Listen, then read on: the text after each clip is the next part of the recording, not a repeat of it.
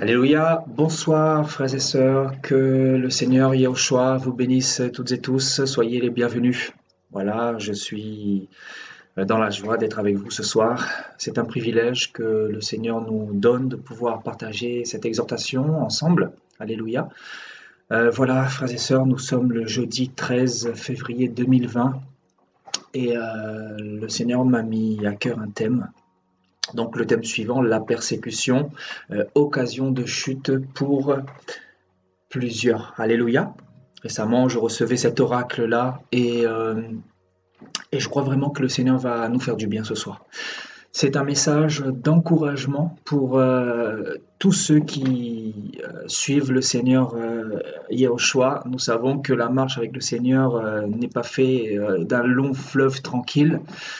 Nous sommes dans ce long et affreux désert comme l'ont été bien évidemment les Égyptiens. Je dirais pas les Égyptiens plutôt, mais les Israélites. Alléluia, le peuple hébreu. Donc nous suivons leurs traces. Alléluia. Et donc voilà, sans plus tarder, nous allons partir dans les Saintes Écritures et nous irons dans Jean au chapitre 15.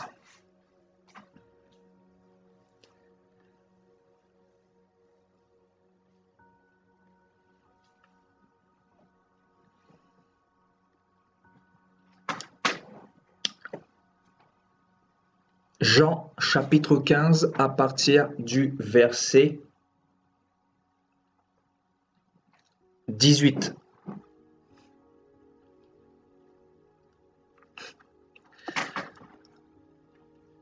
Si le monde vous hait, sachez qu'il m'a haï avant vous. Si vous étiez du monde, le monde aimerait ce qui est à lui. Mais parce que vous n'êtes pas du monde et que je vous ai choisi du milieu du monde, à cause de cela, le monde vous hait. Souvenez-vous de la parole que je vous ai dite. Le serviteur n'est pas plus grand que son maître. S'ils m'ont persécuté, ils vous persécuteront aussi. S'ils ont gardé ma parole, ils garderont aussi la vôtre. Mais ils feront toutes ces choses à cause de mon nom, parce qu'ils ne connaissent pas celui qui m'a envoyé. Si je n'étais pas venu et que je ne leur eusse point parlé, ils n'auraient pas de péché. Mais maintenant, ils n'ont aucune excuse de leur péché. Celui qui me hait est aussi mon Père. Si je n'avais pas fait parmi eux des œuvres que nul autre n'a faites, ils n'auraient pas de péché. Mais maintenant, ils les ont vues et ils les ont haïs, et moi et mon Père. Mais cela est arrivé afin que s'accomplisse la parole qui est écrite dans leur loi. Ils m'ont haï sans cause. Quand sera venu le Consolateur que je vous enverrai de la part du Père, l'Esprit de vérité qui vient du Père, il rendra témoignage de moi. Et vous aussi, vous rendrez témoignage parce que vous êtes avec moi dès le commencement. Alléluia.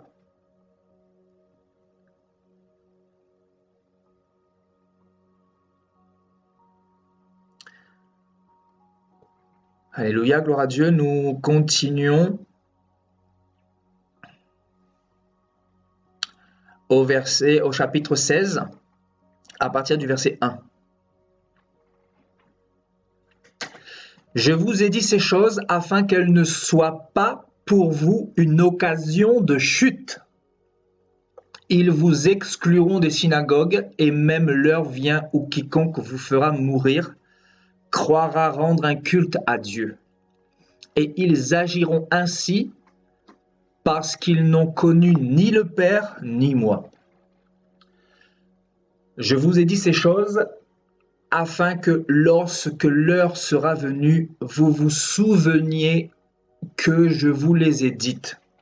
Je ne vous en ai pas parlé dès le commencement parce que j'étais avec vous. Alléluia. Voilà, donc si j'ai commencé dans Jean 15 à partir du verset 18, c'est tout simplement parce que le Seigneur continue dans le chapitre 16 par rapport au contexte de ce que nous avions lu dans Jean 15. Alléluia.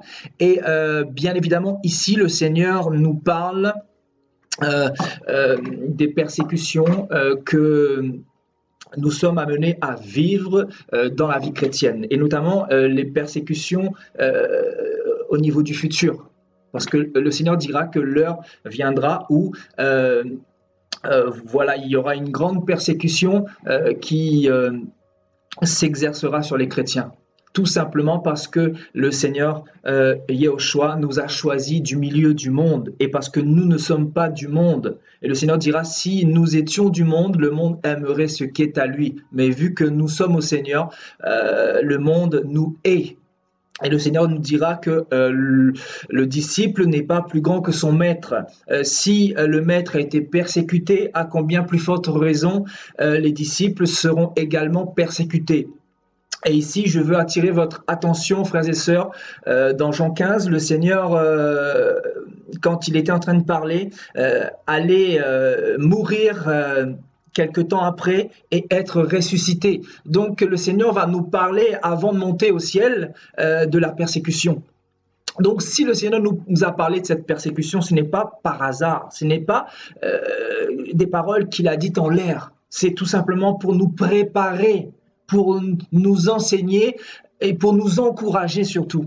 Parce que le Seigneur sait pertinemment qu'en tant qu'enfant de Dieu, Satan ne nous laissera jamais tranquilles. Il va passer par toutes sortes de stratagèmes pour nous mettre des bâtons dans les roues, pour nous mettre des embûches sur notre marche chrétienne.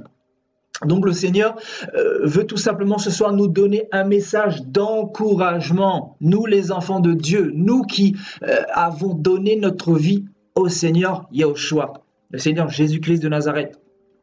Donc le Seigneur veut tout simplement nous encourager. Et ici, dans Jean 15, il va parler, encore une fois, avant de mourir et ressusciter, avant de s'en aller, avant de terminer sa mission. Il va, comme par hasard, alors que ce n'est pas un hasard bien évidemment, nous parler de la persécution. Et nous, littéralement, nous préparer notre cœur à ce qui allait être après son départ au ciel. Donc, il va nous dire de ne pas être troublé, de ne pas être étonné de ce que nous, ses disciples, serons persécutés par la suite. Alléluia. Et ici, frères et sœurs, dans le contexte de Jean 15, le Seigneur s'adresse bel et bien à ses disciples. Il ne s'adresse pas aux religieux, il ne s'adresse pas aux païens. C'est vrai que dans Acte 28, Paul parlera de cette pierre d'achoppement que représente Christ pour les religieux notamment. Mais là, ici, dans ce contexte de Jean 15, Jésus-Christ s'adresse à ses disciples. Donc, Yahushua, notre Seigneur Jésus-Christ, est effectivement une pierre d'achoppement pour les religieux, pour aussi les païens, pour beaucoup de païens dans ce monde qui ont rejeté littéralement la vérité. Donc, quelqu'un qui rejette la vérité, cette parole même devient une pierre d'achoppement, devient une pierre sur laquelle il va trébucher, comme nous le dit si bien Paul dans Acte 28. Mais là, dans ce contexte-là, le Seigneur nous parle de cette parole ou de cette persécution qui pourrait devenir une pierre d'achoppement pour nous les disciples, pour nous qui croyons en la mort et en la résurrection. Alléluia. Et le Seigneur, ici, va dire quelque chose de très fort dans Jean 16, donc la continuité de Jean 15, de ce que nous avons lu. Et il va dire, « Je vous ai dit ces choses afin qu'elles ne soient pas pour vous une occasion de chute. »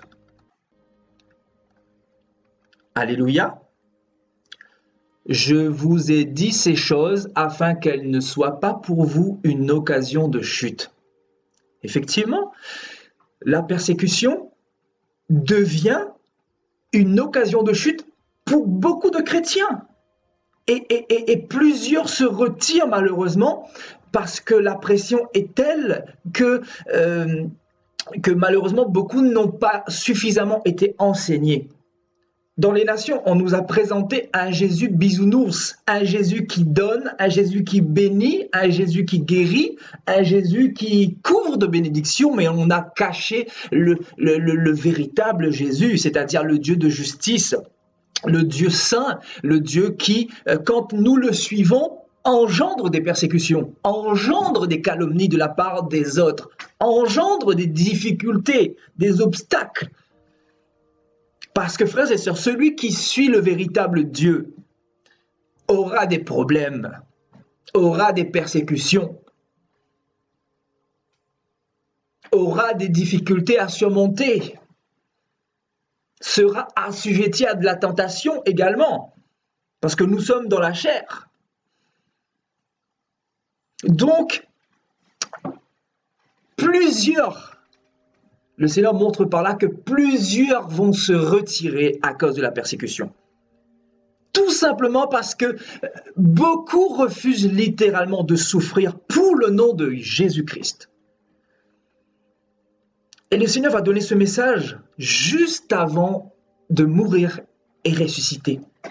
Donc le Seigneur voulait nous mettre en garde. Le Seigneur voulait tout simplement éveiller notre saine intelligence pour ne pas que nous soyons surpris, pour ne pas que nous soyons étonnés de la persécution. Parce que, frères et sœurs, dans ce monde, je ne connais aucun être humain qui aime la souffrance. Est-ce que vous connaissez un être humain dans ce monde qui aime souffrir, qui aime être traité de tous les noms? Je pense que tous les hommes, aussi bien les religieux que les chrétiens, que les païens, les humains courent après cette paix. Les humains recherchent cette paix de plusieurs manières, certes. Cette paix peut-être par le péché, cette paix par les choses de ce monde, par les préoccupations de ce monde, par les occupations de ce monde. Mais certes, les êtres humains courent après la paix, n'est-ce pas? Donc, cette paix-là, frères et sœurs, l'ennemi veut nous enlever de nos cœurs. Alléluia. Et il va procéder, bien évidemment, notamment chez les chrétiens, par la persécution, pour tout simplement nous faire croire que Dieu n'est plus avec nous. C'est comme ça qu'il procède. D'ailleurs, le Seigneur nous a parlé de quoi? Il nous a parlé de la foi. Il nous a dit, celui qui persévérera jusqu'à la fin sera sauvé. Parce que, frères et sœurs, nous, en tant qu'enfants de Dieu, nous ne marchons pas par la vue, mais nous marchons par la foi. Et nous avons besoin de garder cette foi, parce que dans la persécution, frères et sœurs, beaucoup abandonnent le chemin de la vérité. Beaucoup craquent sous la pression de l'apostasie. Beaucoup craquent face à toute cette apostasie que nous voyons dans les églises, face à toute cette multitude de faux prophètes qui prêchent des messages pour caresser les chrétiens en réalité, mais non pas pour préparer leur cœur à la rencontre de leur Dieu. Et en réalité, le Dieu que nous servons nous prépare dans la persécution. C'est pour ça qu'il nous a donné un message centralisé sur la persécution, dans Jean 15. Et je dis bien, avant de mourir et ressusciter. Afin que les disciples ne soient pas troublés. Parce qu'en suivant le Dieu d'Israël, nous allons avoir des problèmes dans ce monde qui appartient bel et bien à Satan et à toute sa clique de démons. La Bible nous dit que le monde entier est sous la domination du prince de ce monde, c'est-à-dire le diable. Donc, vivant dans ce monde, nous n'allons pas être tranquille. Nous aurons à faire face à des persécutions, à des calomnies, à des obstacles, des difficultés. Et le Seigneur, par cet enseignement ce soir, veut nous encourager, veut nous préparer davantage. C'est un message prophétique également pour nous préparer dans le futur. Le Seigneur veut nous dire que plus le temps va passer, plus il y aura de la persécution, plus il y aura des calomnies à l'encontre des enfants de Dieu, plus il y aura la tentation qui va s'exercer sur les nations. Plus les vrais enfants de Dieu qui veulent se sanctifier, qui veulent abandonner le mal, le péché, qui veulent se séparer de la compromission des fausses assemblées, des faux chrétiens, plus la tension va s'exercer sur ces enfants-là. Plus la persécution va prendre de l'ampleur. Et si nous ne sommes pas suffisamment enseignés, nous ne pourrons pas aller jusqu'à la promesse que Dieu nous a faite.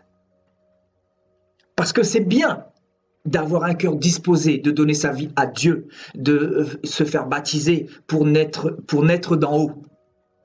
C'est une première étape, mais ensuite il y a l'étape de la préparation, parce que ce désert est long et affreux. Ce désert ne sera pas facile. Quand on parle du désert, dans le désert, il y a toutes sortes de bêtes sauvages, de bêtes féroces, il y a des serpents, il y a des scorpions. Et le Seigneur veut nous préparer à faire face à toutes les difficultés que nous allons rencontrer dans ce désert. Parce que nous marchons dans ce désert. Et dans ce désert, nous allons être persécutés. Nous n'allons pas être toujours tranquilles. Oui, le Seigneur va mettre sa paix dans nos cœurs, mais ça ne sera pas toujours facile. Je ne connais pas un chrétien dans la parole de Dieu qui a eu une vie chrétienne tranquille, sans persécution, sans dérangement. Et Paul lui-même, qui avait le sceau du Seigneur, qui avait le Saint-Esprit, a été un homme fortement persécuté. Nous avons vu sa vie d'avant, où tout allait bien quand il était religieux, quand il prêchait pour le diable, quand il prêchait la religion, tout allait bien. Mais quand, comme par hasard, il a reçu la révélation du Seigneur sur le chemin de Damas, les problèmes ont commencé. On nous dit que les Juifs ont cherché à le lapider, à le tuer. Il a été persécuté de plusieurs manières, Le diable s'est acharné littéralement pour le faire taire, pour le faire abandonner la marche chrétienne, pour le faire retourner en arrière dans son vomi de l'époque, dans ses péchés de l'époque, dans sa méchanceté de l'époque, lui qui était un persécuteur de chrétiens. Donc, le Seigneur, s'il nous a donné ce message dans Jean 15, c'est tout simplement pour nous dire que le diable utilise cette arme, la persécution, pour faire tomber beaucoup, pour faire retourner beaucoup en arrière, pour faire abandonner à beaucoup de chrétiens le chemin de la foi. Donc la persécution a toujours été une arme de l'ennemi pour faire abandonner plusieurs êtres humains. Et dans cette fin des temps, le Seigneur nous dit tout simplement que plus le temps va passer, plus la persécution va s'exercer sur les chrétiens, et plus nous aurons besoin d'entendre ce message-là, pour que nous puissions être préparés, pour que nos cœurs puissent être exercés à la souffrance.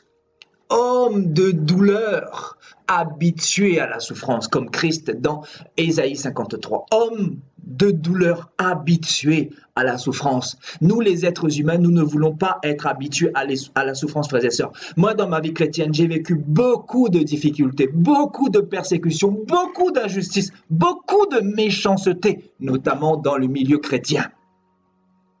Et croyez-moi, si je ne savais pas qui j'étais, ça fait longtemps que j'aurais abandonné la marche chrétienne. Je vous le dis, les vrais enfants de Dieu n'abandonnent jamais avec le Seigneur, sauf s'ils sont dans le péché. Là, ils vont être fragiles devant l'ennemi. Ils ne pourront que se taire. Mais celui qui sait qui il est et l'appel qu'il a reçu, c'est quelqu'un qui va tenir jusqu'au bout, parce que Dieu lui en donne la force, Dieu lui en donne les moyens, Dieu lui en donne la capacité. Et la grâce du Seigneur en lui fait que il continuera, il persévérera, parce que il veut tout simplement aller jusqu'au bout, parce qu'il a commencé une œuvre, il a commencé avec le Seigneur, et il veut terminer ce qu'il a commencé. Donc, les vrais enfants du Seigneur, ceux qui sont ancrés dans la parole, ceux qui comprennent la parole, ceux qui ont reçu la révélation, savent qu'ils vont avoir des problèmes. Et si tu n'es pas suffisamment enseigné et ancré dans la parole du Seigneur, quand il va y avoir une persécution, qu'est-ce que le Seigneur dit? Merci Saint-Esprit. Qu'est-ce que le Seigneur dit dans la parole? Dans la parabole du semeur. Souvenez-vous du semeur qui sème dans ce monde et des personnes qui reçoivent la parole au milieu des pierres. C'est-à-dire le diable vient et enlève cette parole. Et pour certaines personnes, ils reçoivent cette parole au milieu des épines. Et par rapport aux richesses de ce monde, par rapport à la persécution, merci Saint-Esprit, par rapport à la persécution, qu'est-ce qu'ils font? Ils font marche arrière, ils retournent en arrière. C'est une réalité, frères et sœurs. Nous ne devons pas l'oublier. Que beaucoup de personnes ont bien commencé hier, mais qui sont retournées en arrière à cause de la persécution. À cause de la persécution, qu'est-ce que Élie va dire au Seigneur? Il va dire, Seigneur, ils ont tué tous tes prophètes, ils ont lapidé tous tes serviteurs. Je suis resté moi seul face à tous ces faux prophètes de Baal et d'Astarté, 850 en tout. Le Seigneur lui dira, je me suis réservé un peuple qui n'a pas fléchi le genou devant Baal. Je me suis réservé un peuple qui n'a pas baiser littéralement Baal, embrasser Baal. Je me suis réservé un peuple qui n'a pas succombé à la persécution. C'est ça littéralement le message du Seigneur ce soir. Je me suis réservé un peuple qui sait ce qu'il veut, qui supportera toutes les persécutions, quitte à aller jusqu'à la mort. Et c'est pour ça que Paul dira dans Romains 8, qui nous séparera de l'amour de Dieu? Est-ce la tentation? Est-ce la mort? Est-ce la vie? Est-ce les anges? Est-ce les dominations? Est-ce la persécution dans Romains 8 que je vous conseille de le lire? Est-ce la persécution qui nous séparera de l'amour de Dieu? Qu'est-ce qui peut littéralement nous séparer de l'amour de Dieu?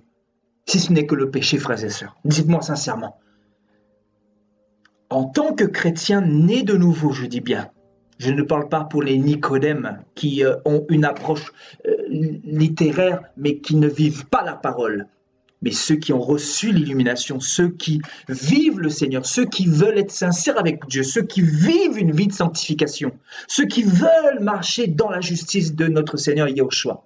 Ces personnes-là doivent savoir qu'ils vont être persécutés. Parce que vous êtes marqués du sceau de Dieu, parce que l'ennemi vous connaît. Vous ne devez pas être troublé. Pourquoi être troublé en tant que chrétien quand on t'attaque? Béni, reste dans le secret, prie pour ton ennemi. Voilà le message de Yahushua. Laisse les chiens aboyer, car la caravane doit avancer. Je suis venu encourager quelqu'un ce soir, de te dire que dans ta vie, il y aura beaucoup d'animaux sauvages, beaucoup de chiens, qui ne cesseront pas d'aboyer sur toi, parce que tu as reçu l'étoile de ton Père céleste, celui qui t'a appelé, celui qui t'a aimé. Tu as répondu à son appel. Et pour le diable, tu n'aurais jamais dû répondre à cet appel. C'est pour ça que tu es persécuté. C'est pour ça qu'on te calomnie. C'est pour ça que tu ne comprends pas le comportement de plusieurs personnes, des personnes qui haïssent, qui calomnient, qui maudissent, qui critiquent. Les enfants de Dieu ne comprennent pas le mal, parce que l'amour ne soupçonne pas le mal. Les enfants de Dieu ne comprennent pas les Caïns spirituels. Effectivement, parce que nous avons reçu une autre semence. Quand tu as reçu la semence de Dieu, tu ne soupçonnes pas le mal, tu veux aimer, tu veux bénir. Tu veux prier pour tes ennemis, même si c'est difficile. Et Dieu nous en donne la force, frères et sœurs. Tandis que les fils de Caïn, frères et sœurs, ce sont les personnes qui ne sont pas persécutées, mais qui sont utilisées par l'ennemi pour persécuter les enfants de Dieu. Et dans la Bible, nous avons vu que ceux qui persécutaient le plus les enfants de Dieu étaient les religieux. Les religieux! ceux qui sont de la postérité de Caïn, ceux qui se disent d'Abraham, mais qui ne sont pas de la postérité d'Abraham, mais qui ont pour père le diable. Il y en a beaucoup.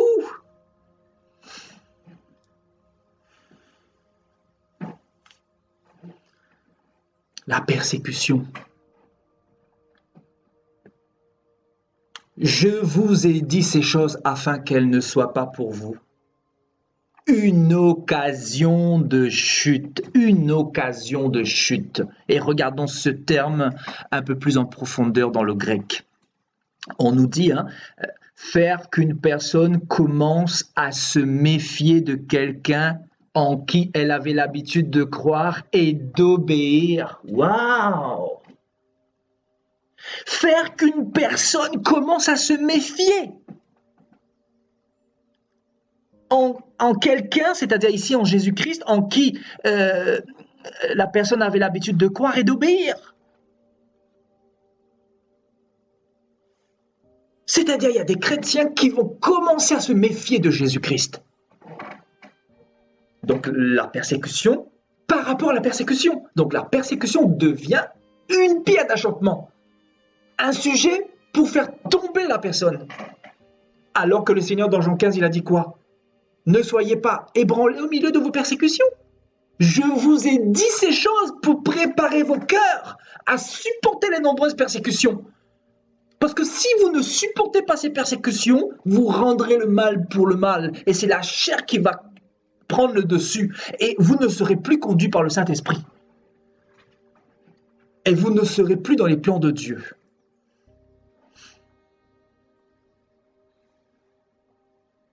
Donc, il y a des personnes, à cause de la persécution, vont commencer à se méfier de Jésus-Christ, en qui elles avaient l'habitude de croire et d'obéir.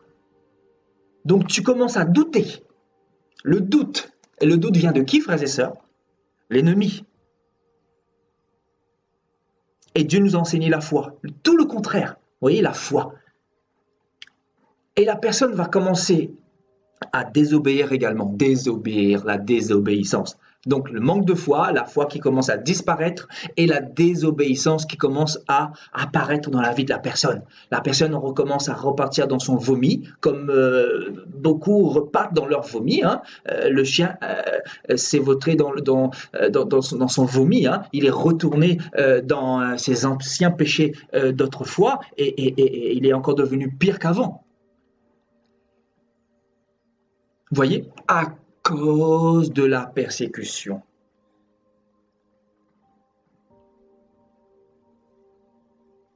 C'est pour ça que si tu as reçu cette parole dans la bonne terre, l'ennemi ne pourra pas voler cette parole-là, parce que tu as suffisamment été enseigné, ton cœur a déjà été préparé, et tu sais que le Dieu que tu sers, c'est le Dieu qui engendre des persécutions. Ce n'est pas lui qui engendre les persécutions, même s'il le permet. Mais le diable, sachant cela, il ne va pas te laisser tranquille, parce que son but, c'est de te décourager pour que tu n'ailles pas dans le royaume des cieux. Parce que lui, il a perdu le royaume des cieux.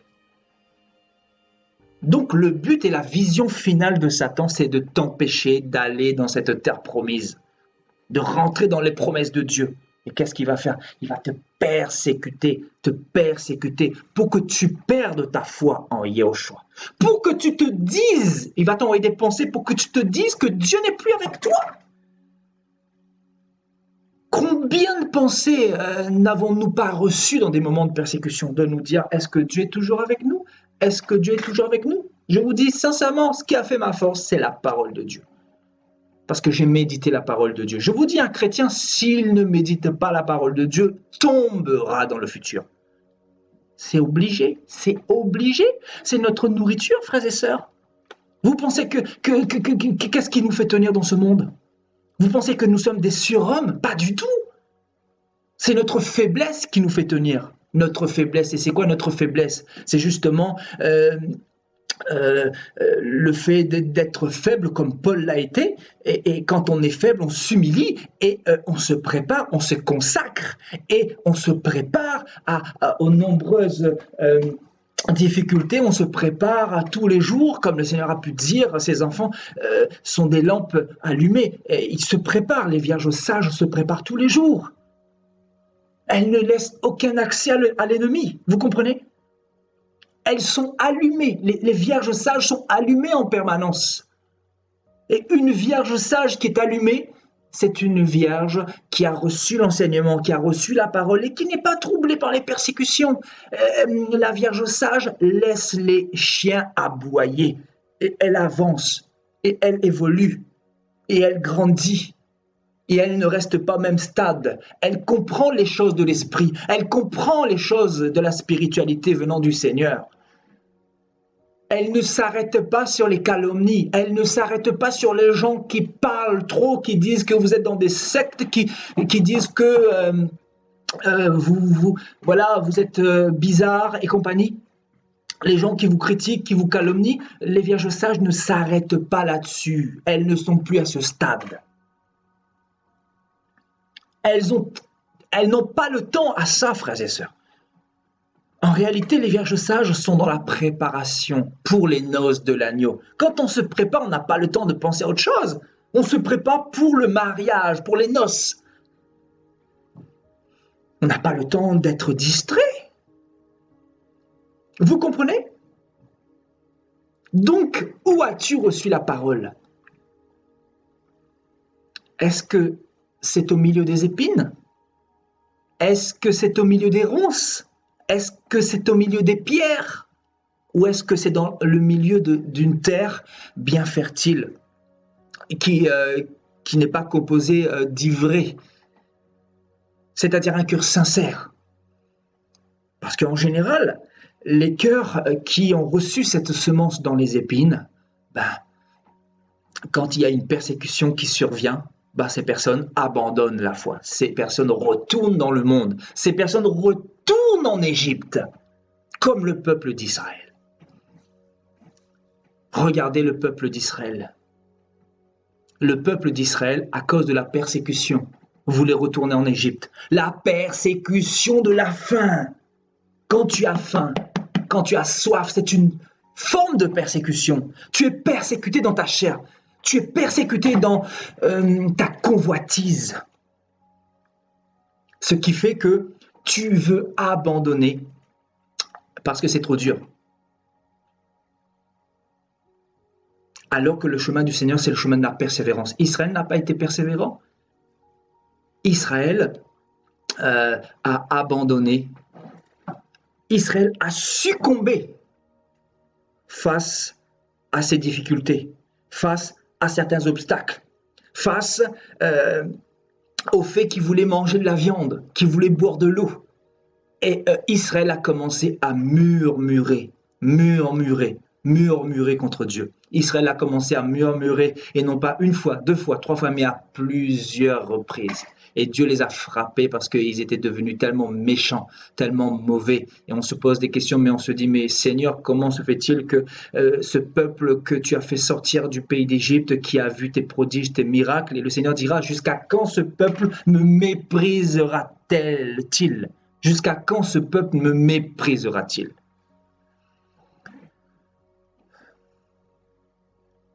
Donc Israël ne voulait pas accepter un tout petit peu de persécution. Tu sais que le Seigneur, il a reçu toutes les persécutions sur lui pour que tu sois réconcilié avec Dieu, pour que tu puisses hériter du royaume des cieux, pour que tu puisses hériter des promesses du Seigneur. Mais toi, quand vient une persécution, tu retournes en arrière. Quand tu as un petit moment de tentation, la tentation est une persécution. Est-ce que je parle à quelqu'un ce soir? La tentation est une persécution. Quand tu as une petite tentation, tu succombes parce que tu es persécuté dans ta chair. C'est ça en réalité. La persécution engendre, malheureusement, l'abandon de la foi. Et le Seigneur dit, je vous ai dit ces choses afin que quand ces persécutions arriveront, elle ne soit pas une occasion de chute.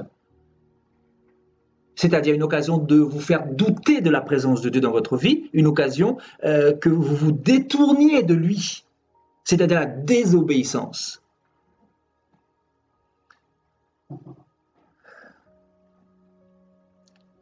Alléluia.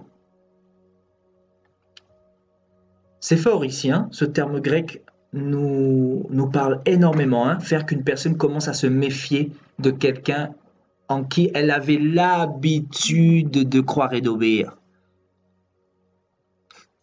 Vous voyez? Donc, poser une pierre d'achoppement ou un obstacle sur le chemin sur lequel un autre peut trébucher et tomber. C'est-à-dire la persécution, si tu n'es pas suffisamment enseigné, peut te faire retourner en arrière. Si tu ne connais pas le Dieu que tu sers, en fait là ce soir nous sommes en train d'apprendre qui est notre Dieu. Quel Dieu suis-tu? Quel Dieu suivons-nous? Quel Jésus suivons-nous? Est-ce que c'est le Jésus bisounours qu'on nous prêche dans ces églises de l'apostasie ou le Jésus de la Bible? Parce que si tu suis le Jésus de la Bible, tu vas avoir des problèmes. Tu vas avoir des problèmes. C'est une réalité.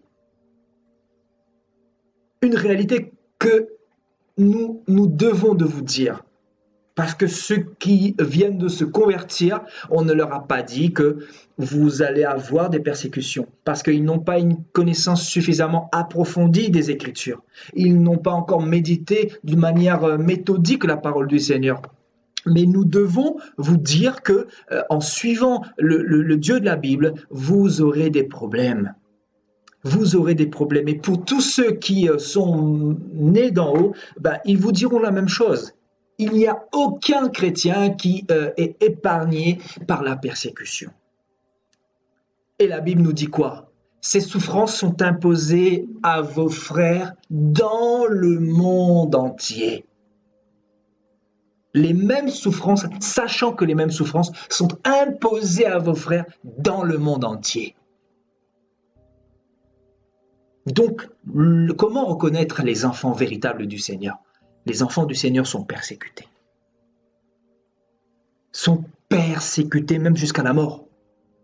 Le Seigneur dira, hein, beaucoup vous persécuteront et prétendront même rendre un culte à Dieu en vous faisant mourir. C'est-à-dire ça peut partir même jusqu'à la mort, frères et sœurs, la mort.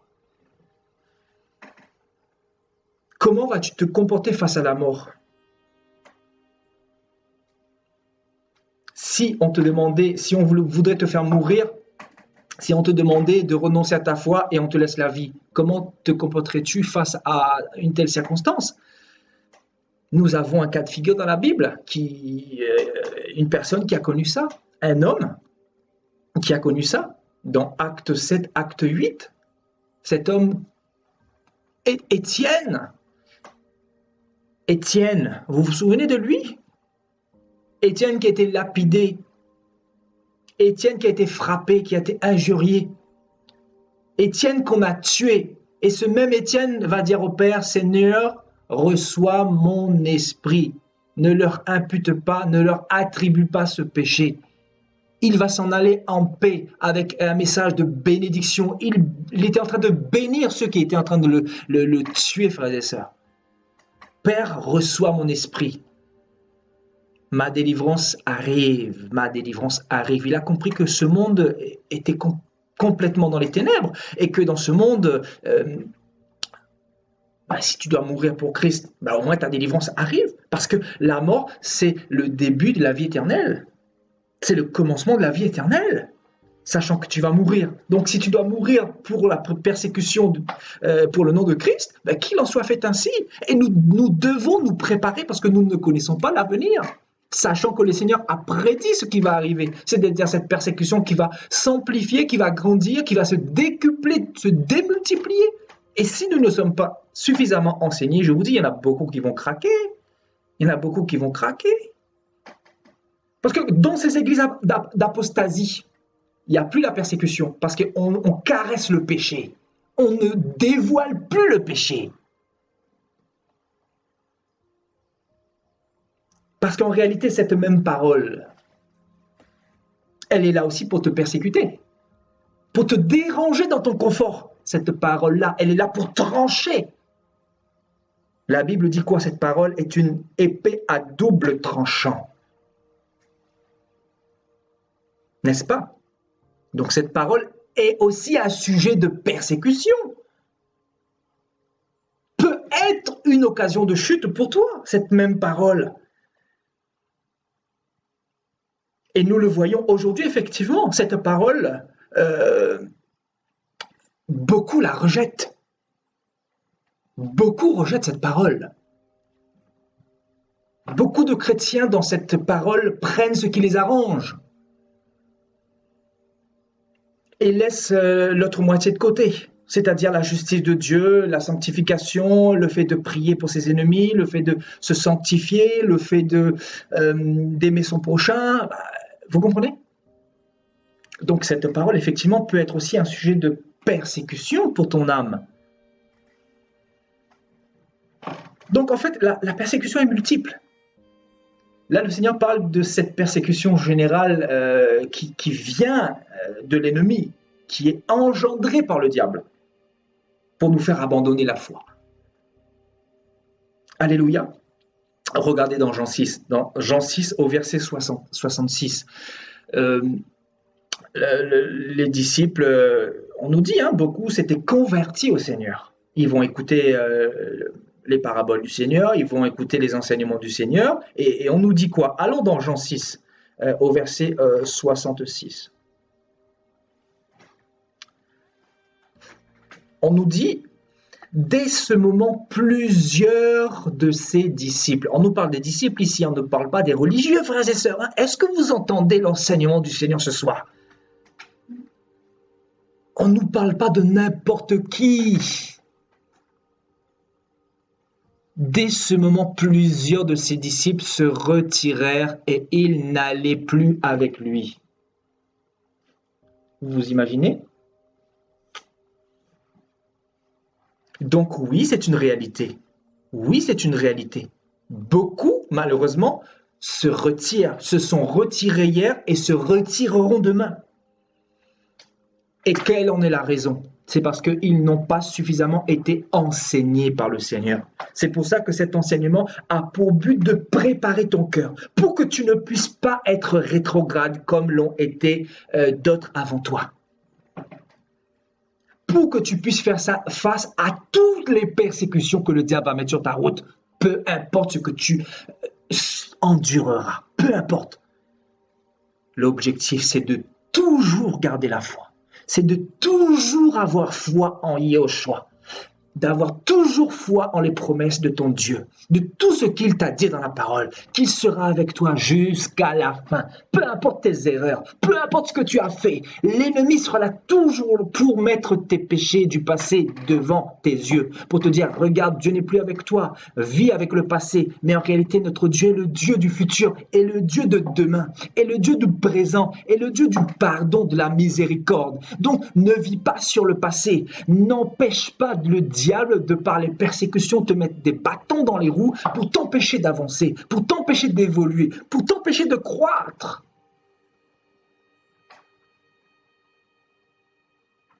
Parce que ta vie d'autrefois peut être aussi un sujet de persécution pour toi. L'ennemi peut te persécuter par ces idées-là, de te dire, voilà, tu ne vaux rien, tout le monde t'a rejeté, vois ta vie d'avant, personne ne croira en toi, tu n'es pas un témoignage. Il va mettre toutes sortes de pensées dans ton esprit pour t'empêcher d'avancer et pour te faire régresser, pour que tu abandonnes la foi, pour que tu abandonnes ta marche chrétienne. C'est comme ça qu'il procède, la persécution. La persécution, l'occasion de chute pour plusieurs. L'occasion de chute pour beaucoup.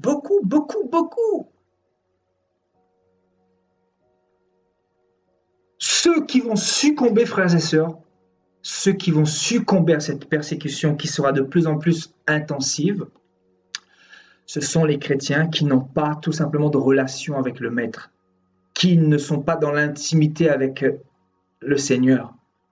Ce sont ceux qui n'ont aucune relation, aucune connexion avec le Maître. Et comment être en connexion avec le Maître? Bien évidemment, en méditant la parole de Dieu tous les jours, en priant tous les jours, la prière qui est une oxygène qui nous permet de respirer la spiritualité venant de Dieu. Vous comprenez? Qui nous permet d'être en bonne santé spirituelle, la prière.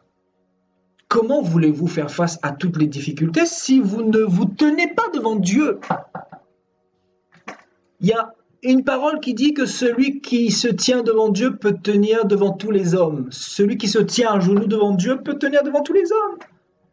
Regardez Paul qui a affronté toutes sortes de tempêtes. Il est passé devant Hérode. Il est passé devant les gouverneurs. Il est passé devant plusieurs gouverneurs. Nous le voyons dans Actes 23, 24, 25 là-bas. Il s'est présenté devant ces hommes-là et il ne rougissait pas parce que il était un témoignage et il se tenait devant Dieu. Donc, il n'avait pas peur de la persécution. Souvenez-vous, quand dans Acte 21, les amis de Paul lui diront voilà, nous ne voulons pas que tu ailles en Israël. Parce que justement, il y a un prophète qui avait vu Paul être lié par une ceinture et ils avaient vu de la part du Seigneur, ils avaient reçu de la part du Seigneur des visions concernant les persécutions futures de Paul. Et Paul dira quoi? Pourquoi m'attristez-vous l'esprit? Il dira, je suis prêt à mourir pour le nom du Seigneur. Voilà quels étaient ses mots.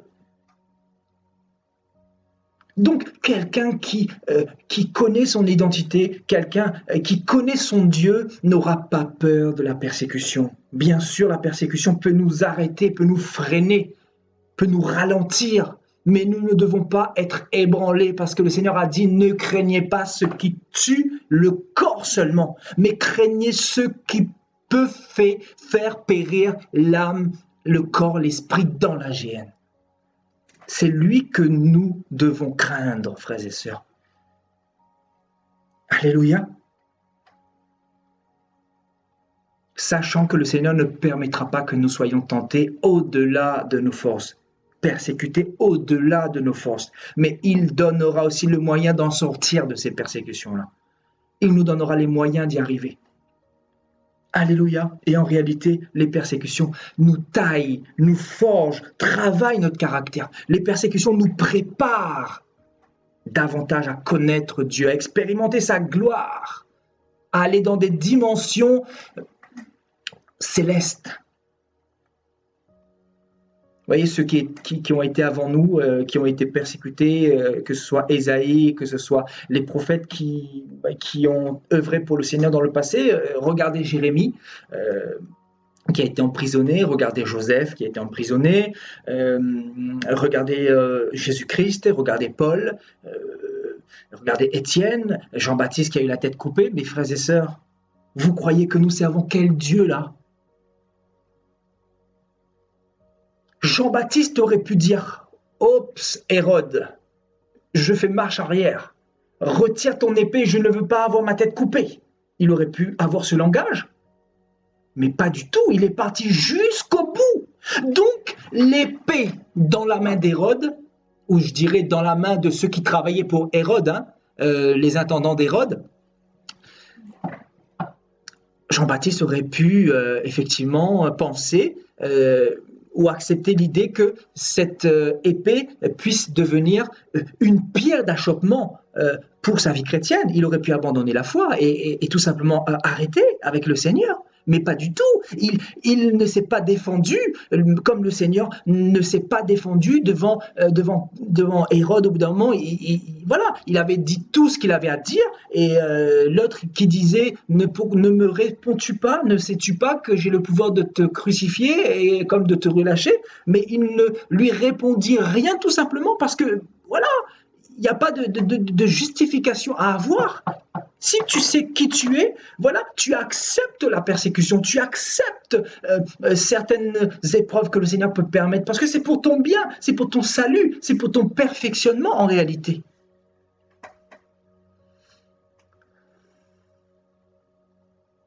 Alléluia. La persécution. J'ai vécu des choses dans ma vie, des persécutions que, je ne dis pas ça pour me glorifier, mais beaucoup de personnes n'auraient jamais tenu. Je ne dis pas que quand je parle de ces personnes, ce sont des personnes qui ne méditent pas la parole, qui n'ont pas de relation avec le Seigneur, qui ne prient pas, des personnes qui n'ont pas de vie de sanctification, etc. Ces personnes n'auraient jamais pu tenir. Et même un chrétien qui vient de se convertir, s'il n'est pas préparé ou suffisamment enseigné, il ne peut pas tenir.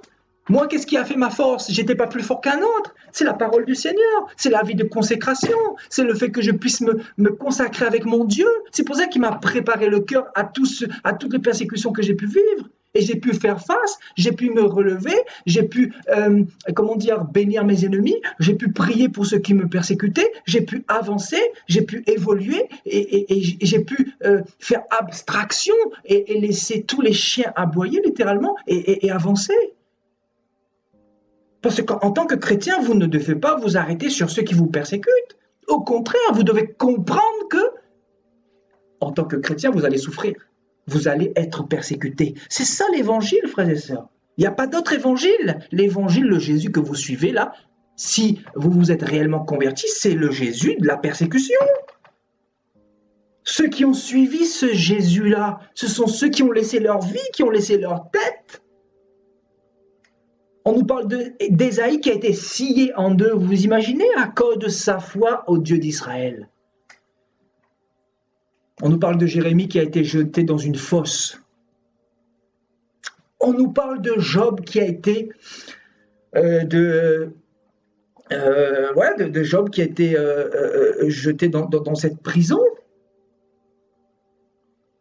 dans cette fosse au lion. On nous parle de Méshach, Shadrach et Abednego qui ont été persécutés. On ne voit que des croyants persécutés dans cette parole-là.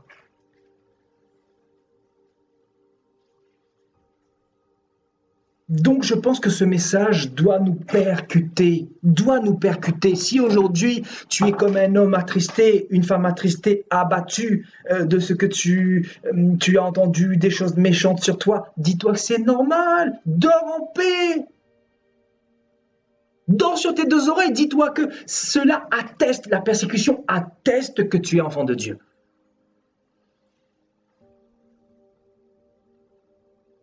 Cela ne doit pas être une pierre d'achoppement, au contraire. Nous sommes arrivés dans un temps où nous devons comprendre que la persécution va s'amplifier, va se démultiplier.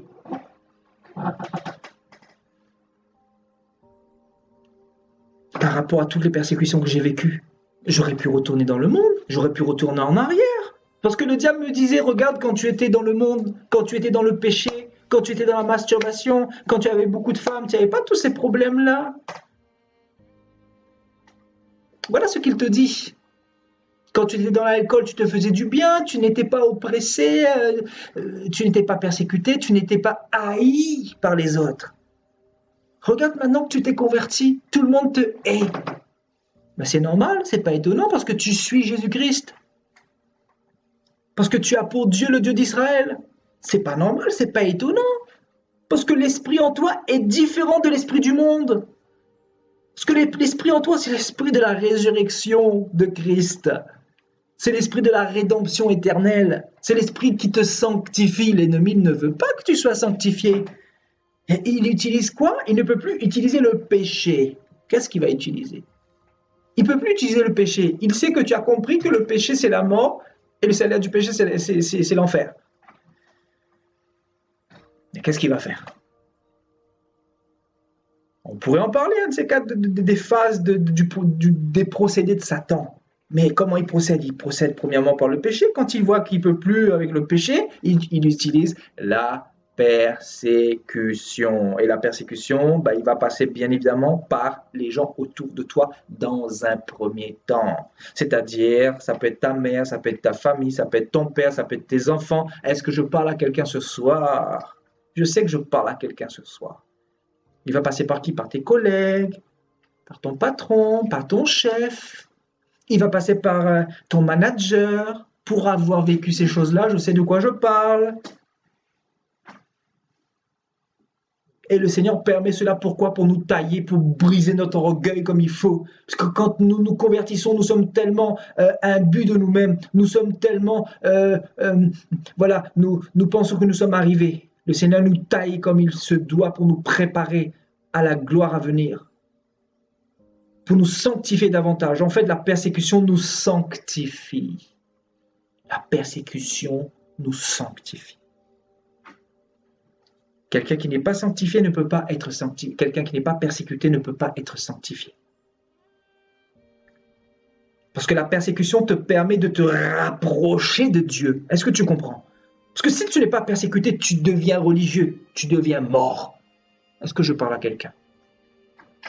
Si tu n'es pas persécuté, tu finis par devenir mort. C'est-à-dire tu vas à l'église tous les dimanches, tout va bien, tout le monde est beau, tout le monde est gentil, on va chanter le Seigneur et on retourne vaquer à ses activités, à ses préoccupations.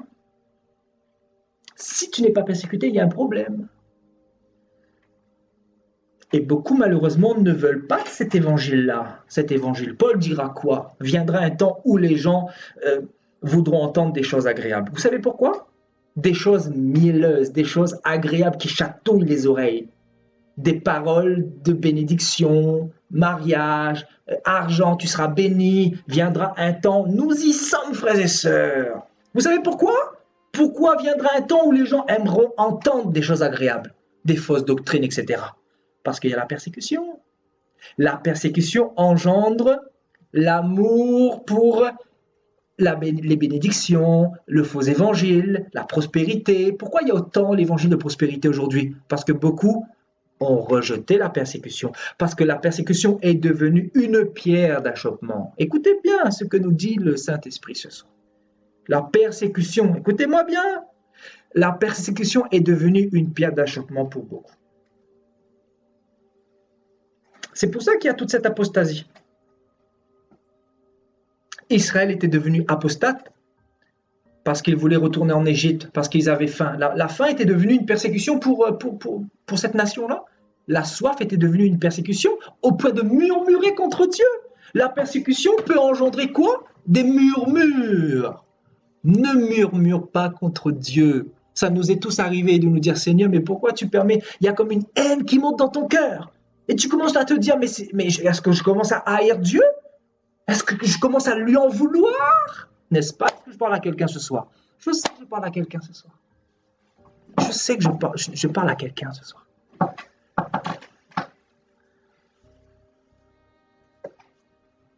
Alléluia. Je parle à quelqu'un ce soir. Tu commences à avoir de la haine pour Dieu limite. Ça monte dans ton cœur. Tu dis, mais Seigneur, pourquoi tu permets cela si tu m'aimes? Seigneur, si tu m'aimes, pourquoi tu permets cela?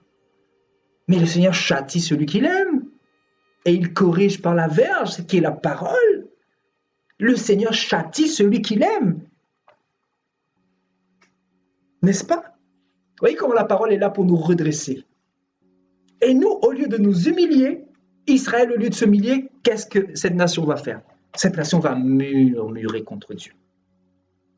Pourquoi? Parce qu'elle ne voulait pas être persécutée. Elle préférait la persécution du monde qui conduit à la mort.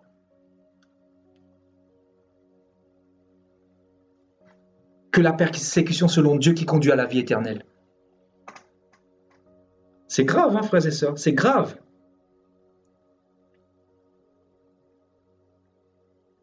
Waouh!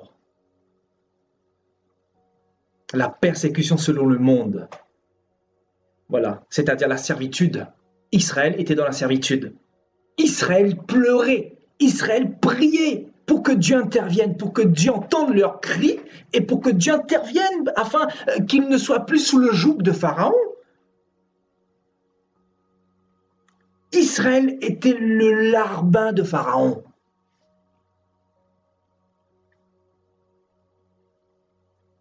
Ils étaient dans une servitude atroce. Ils souffraient le martyre. Et Pharaon avait doublé leur charge.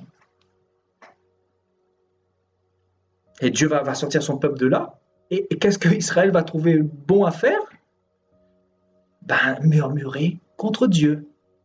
Voilà, chose qu'il ne faut pas faire. Ils auraient dû, au contraire, s'humilier devant Dieu. Ils auraient dû s'humilier devant Dieu. Donc, la persécution, effectivement, te fait murmurer contre Dieu. Frères et sœurs, j'ai connu des choses et je peux vous dire que l'ennemi veut nous mettre cette haine dans notre cœur pour notre Père. De nous dire, voilà. C'est comme ça qu'il procède. C'est pour ça qu'il y a beaucoup de personnes qui deviennent satanistes. Parce qu'en devenant sataniste ou en servant le diable, tu as les choses facilement. Tandis que notre Dieu ne donne pas les choses facilement. Mais il nous enseigne afin que nous soyons bâtis sur le roc. Il nous prépare. Il veut nous donner certaines choses, mais malheureusement, nous ne sommes pas préparés à recevoir ces choses-là.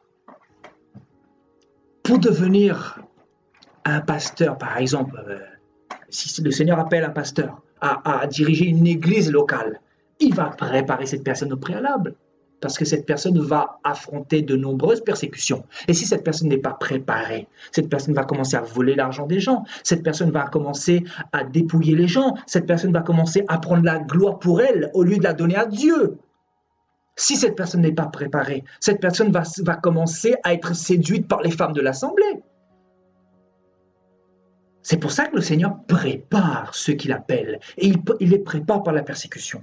Parce que quelqu'un qui est persécuté, c'est quelqu'un qui est brisé. C'est quelqu'un qui a le cœur contrit. C'est quelqu'un qui a le cœur humble. Voilà les serviteurs que le Seigneur veut. Des serviteurs humbles. Le Seigneur dira, heureux les cœurs purs, car ils verront Dieu. Les cœurs purs. Comment le Seigneur nous enseigne l'humilité? C'est à travers la persécution. Donc que cette persécution ne devienne pas pour nous des pierres d'achoppement, des pierres pour nous faire tomber, des pierres pour nous faire retourner en arrière, frères et sœurs.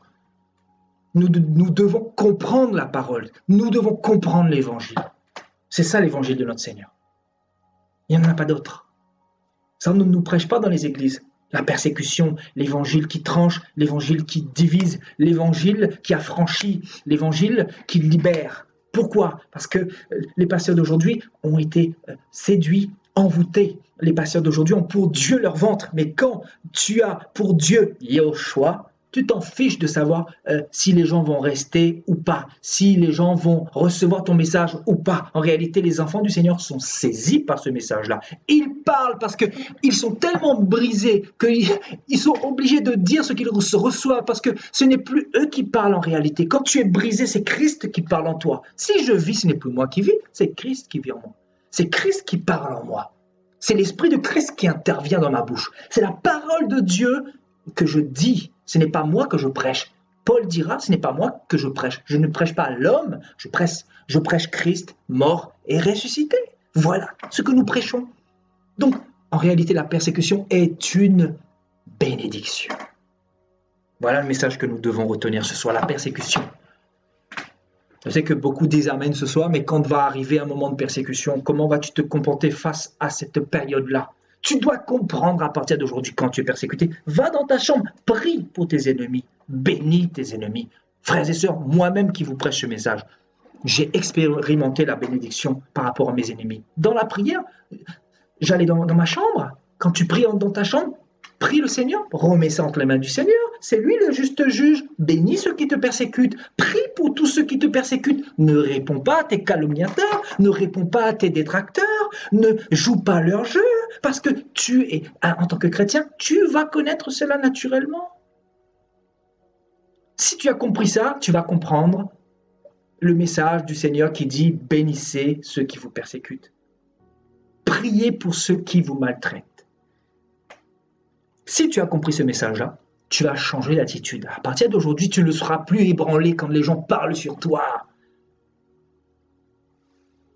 Quand les gens te critiquent, te calomnient, tu ne seras plus ébranlé parce que tu comprends ton identité. Tu sais qui tu es en Christ.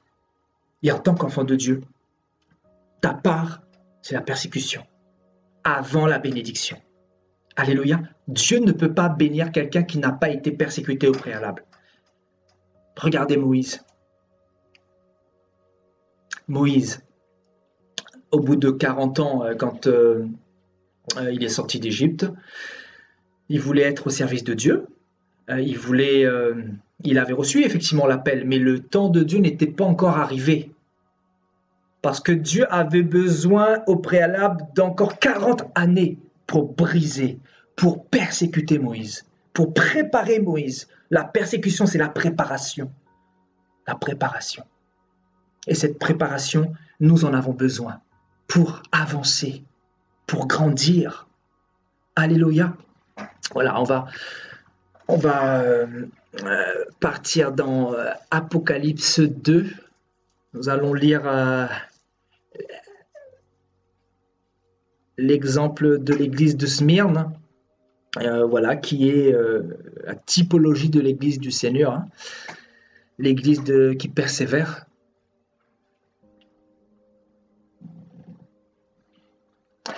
Écrit à l'ange de l'église de Smyrne, voici ce que dit le premier et le dernier, celui qui était mort et qui est revenu à la vie.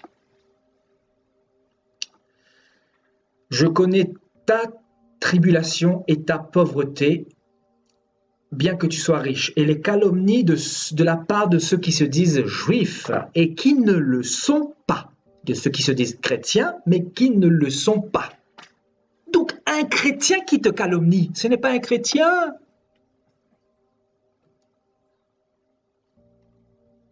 Un chrétien qui te calomnie, effectivement, c'est un chrétien, mais non pas un disciple de Christ. Il se dit chrétien, mais il n'est pas enfant de Dieu. Un enfant de Dieu ne calomnie pas. Alléluia. Au contraire, il utilise sa bouche pour bénir ses ennemis. Mais qui sont une synagogue de Satan. Vous voyez, on nous parle de calomnie ici. Donc, ne crains pas de ce que tu vas souffrir. Donc, on nous parle de souffrance. Hein? Premier adjectif qualificatif. Ne crains pas de ce que tu vas souffrir. Voici, le diable jettera quelques-uns de vous en prison. Ne crains pas de ce que tu vas souffrir, parce que c'est ta part.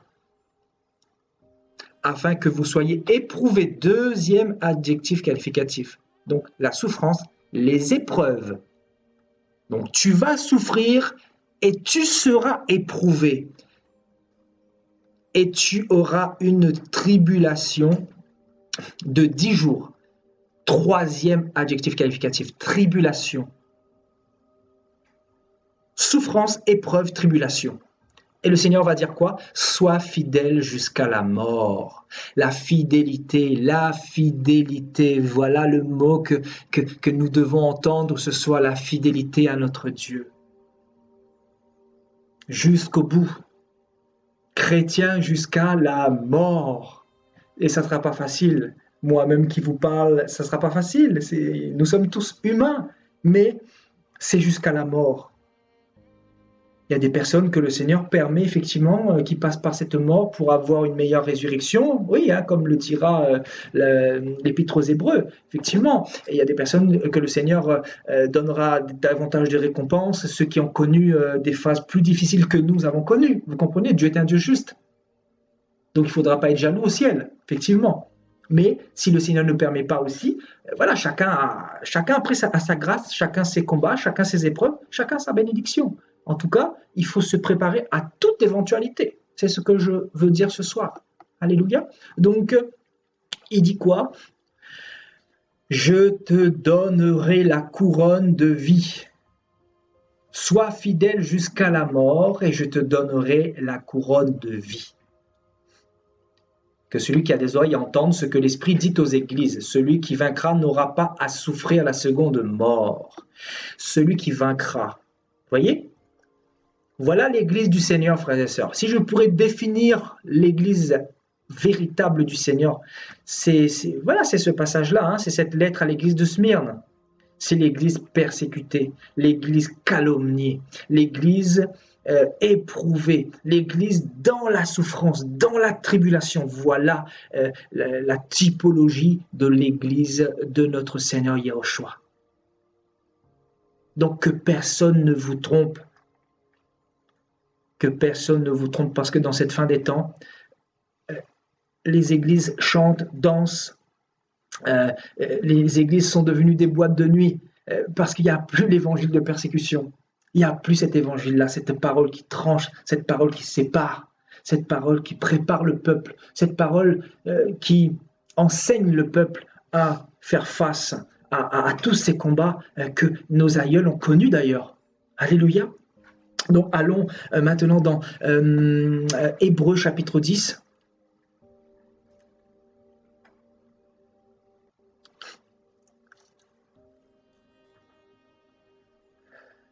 Au verset 38.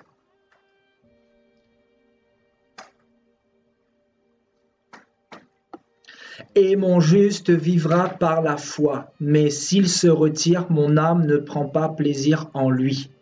Nous ne sommes pas de ceux qui se retirent pour se perdre, mais ceux qui ont la foi pour garder leurs âmes. Amen, mon juste vivra par la foi. Peu importe les persécutions que l'ennemi peut engendrer envers nous, nous devons garder la foi et savoir que ce que notre maître a traversé, nous serons amenés à traverser aussi les mêmes choses. Vous voyez, s'ils m'ont persécuté, ils vous persécuteront aussi, parce que vous n'êtes pas du monde. Et parce que je vous ai choisi du milieu du monde. À cause de cela, le monde vous hait.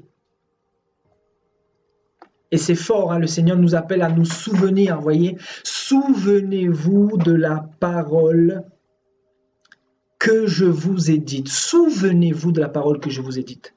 Le serviteur n'est pas plus grand que son maître. S'ils m'ont persécuté, ils vous persécuteront aussi. Alléluia. Et nous allons revenir quelques instants sur ce passage de Jean 16 avant de terminer.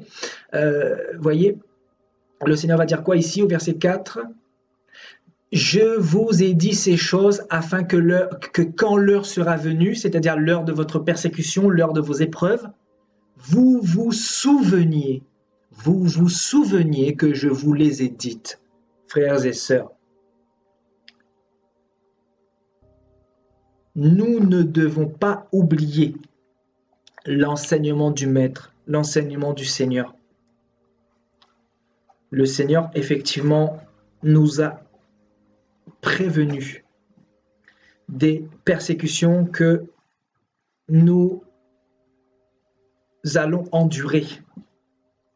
Et par cet enseignement, le Seigneur veut tout simplement nous préparer. Le Seigneur veut nous préparer tout simplement à faire face à tous ces obstacles et à comprendre que cela est notre part et nous devons accepter cela d'une manière naturelle. Voilà, être chrétien, c'est souffrir. Amen.